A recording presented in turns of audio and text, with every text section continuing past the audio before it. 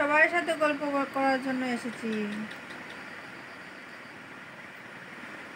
শুধু একজন আর দুজনের সাথে কি গল্প করার জন্য এসেছি? সবার সাথে গল্প করব। Raynath watching, Dipa Das watching, Rita Nath watching, Sujit Debnath, join করো। তোমাকে জয়েন করব, তুমি কথা বলবে তো নাকি? দীপা দাস, ও দীপা বৌদি ভাই কেমন আছো? ফার্স্ট টাইম বুঝতে পারিনি, এখন হঠাৎ করে দেখে মনে হলো।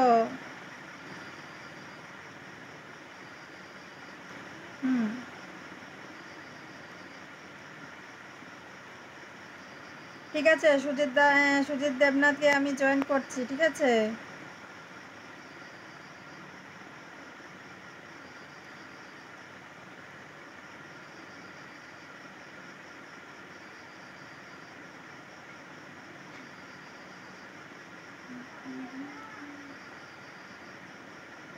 একটু ওয়েট করুন, আমি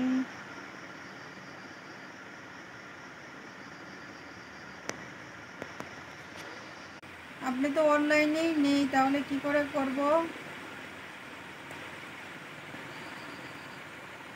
মণিমালাকা দিদিভাই, আমি বড় ছেলেকে নিয়ে ডক্টরের কাছে আইছি। হঠাৎ করে ছেলের পেট ব্যথা করছে। ও মাগু, এখনের সময়টা খুব খারাপ দিদিভাই।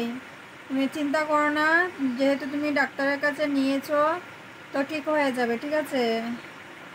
আর আমরা সবাই তো আছি, সবার আশীর্বাদ ওর পাশে আছে, একদমই টেনশন করো না। গরমের মধ্যে হতে পারে বাচ্চা তো, তার জন্য হয়তো শরীরে একদম সহ্য করতে পারিনি। আর যখনই গরম দেয় প্রচুর পরিমাণে গরম দিয়ে দেয়, আর যখনই বৃষ্টি হয় প্রচুর পরিমাণে বৃষ্টিটা হয়, তখন একটু একটু ঠান্ডা দেয়। তো আবহাওয়া একদমই ভালো না গো, একটু সাবধানে থেকো। আর চিন্তা করো না, যেহেতু ডক্টরের কাছে নিয়ে গিয়েছো অবশ্যই ঠিক হয়ে যাবে, ঠিক আছে। তারপরেও তুমি আমার লাইভ অনুষ্ঠানে জয়েন করেছো, তাতে অনেক খুশি হয়েছি। থ্যাংক ইউ, তুমি এত ভালোবাসো আমাকে। তুমি এত ডক্টরের কাছে ছেলেকে নিয়ে গিয়েছো, এত শরীর খারাপের মধ্যে তুমি আমাকে এইটুকু টাইম দিয়েছো। সত্যি তোমাদের ভালোবাসা মানে বলার মতো না। টিকলি নাথ দিদি কেমন আছো? আমি ভালো আছি বনু, তুমি কেমন আছো বলো। আর কোথায় থেকে তুমি দেখছো আমার এই লাইভ অনুষ্ঠানটা?